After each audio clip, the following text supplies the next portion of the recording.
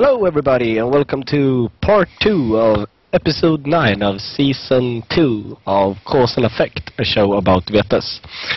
As always, go back if you haven't watched the first parts before. You know this by now.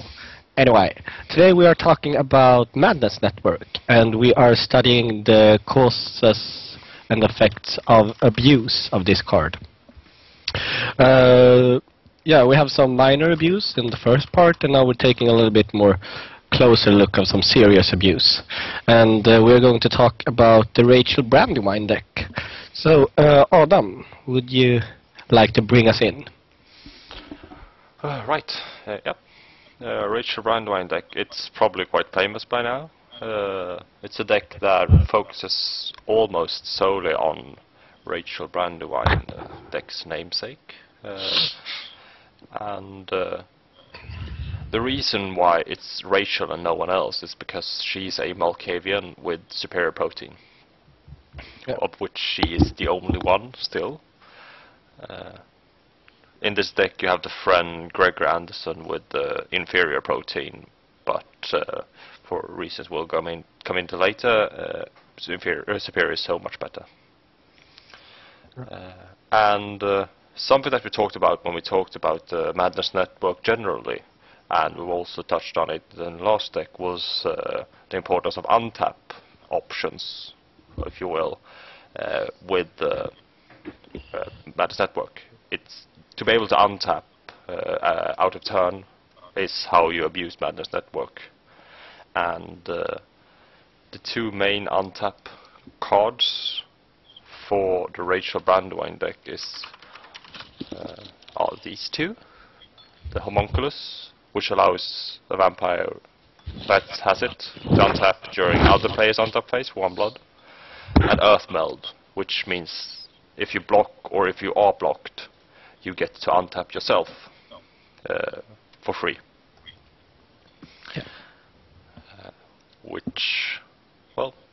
It's not unreasonable at all to be able to act in every player's turn when you have the setup with the Rachel Brandywine deck, which is the sole focus of the deck.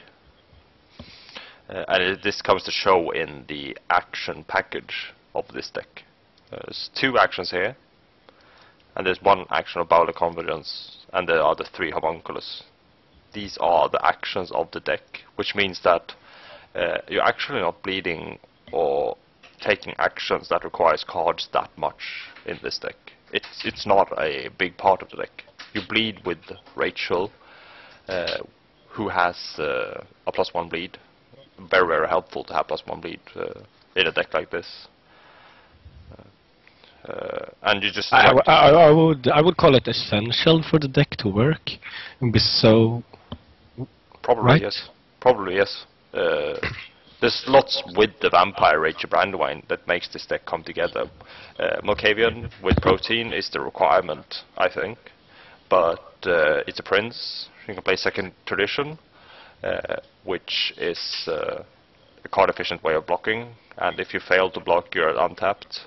So that's 1 more untap option, and of course if you manage to block, it's the Earth Meld that makes you be able to act afterwards, and also the discard phase cycle recursion ability. Cards you discard you may shuffle back in your library is really good for, well, any deck probably. So it's not that much for this deck. Yeah, but the sustain power of the deck. Yeah. You can discard 1 Earth Meld if you have too much temporarily, but you're not losing that Earth Meld. Yeah. So it's quite nice. And the plus bleed, as you say, is really, really helpful. +1 bleed, if you're acting 5 times each round, it's 5 times as beneficial than if you bleed once, of course. Yeah. Go on explaining the trick. Right, the trick, which is also the setup, of course.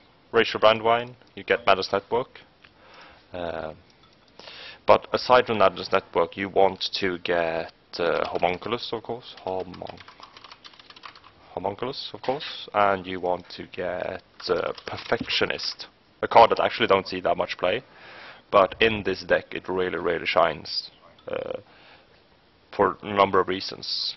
Normally, for 2 reasons mainly. This is once per turn, which means it actually triggers every other player's turn as well once, so you can make it trigger 5 times.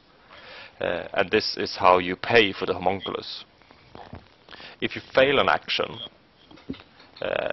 say you're being blocked, you can play Earthmeld and untap and try again.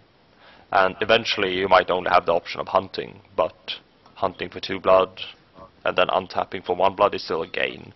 So Perfectionist, it's not unreasonable at all to use it every single turn, which makes it really good. I think, well, no, I removed the homunculus. Well, yeah, so that's like the setup. Acting out of turn, untapping and gaining blood, or rather not losing blood. So how would you go about getting that? Anders, you should do something with your headset. Cord or something. Yeah. You're breaking. Is it better? No. Today. You have a magnet or anything disrupting anything? Yeah. Okay, I think it's fine now. Hello? Hello? Oh shit. You're a bit soft. Can you increase your volume? Yeah, now I can move the mic a little bit closer. Okay. It's good now. Yeah, okay. So basically it's Rachel with homunculus. Perfectionist pays for homunculus each turn, and then Rachel bleeds and blocks. I'm sorry, go on. I have to check my sound a little bit. Right. And when you have the Bowler Convergence out, you don't even need second traditions that much. That's why there's so much more Earthmeld than second traditions. Is that you can block with the +1 intercept from the Bowl and then untap with the Earthmeld, which makes it work in a way like a Obedience. Yeah, except that you actually do enter combat. So the benefit of Obedience, that is your opponent can't cycle any combat cards, you lose that particular advantage. On the other hand, you have no age requirement. You only have the requirement of not being grappled. Yeah, exactly. So I think in this deck it's quite important to have direct intervention, maybe even more than 1, 2 or 3, just to be able to actually play against the grapple kind of deck. Let's see, is something else important? Yeah, it includes a lot less stealth than you might think for a deck that's going to act so much on 0 stealth. And this is of course because of how Earthmeld and Form of Mist make this kind of tap bleedy. Of course it's better to have your actions succeed, but it's fine to have them block and then try again. It's not optimal, but it's a good option to decrease the deck size, remove some stealth, and make the trick happen or faster, or the setup happen faster. You emphasize that the Bowler Convergence is important, but there's only one in 72 cards, and there's no other intercept location, intercept equipment, or location for that matter. Yeah, this deck has a lot of transient intercept that I might not include in a deck like this. Eagle Sight, My Enemy's Enemy, lots of telepathic misdirections, so you get by a bit better without the Bowl in this deck. Why wouldn't you include it? Because it, because of how beneficial it is to get the Bowl and or Sport Bike. In a way, it's kind of redundant in my experience. Eagle Sight, of course, has an added optionality of blocking out blocking cross table, so that's kind of good, I think. But the telepathic misdirections and the My Enemy's Enemy make you tap, and So I'll bring up the deck list. Sorry. Tapping is a really huge cost in a deck like this. You untap for 1 blood every other player's turn already, as it is for one blood, and then tapping, and then having to play a second tradition to untap and enter combat. Oh, second tradition, play Earthmeld and enter combat to untap again. It makes you have to waste 2 blood to get that one action, and it's 3 blood if you're playing telepathic misdirection.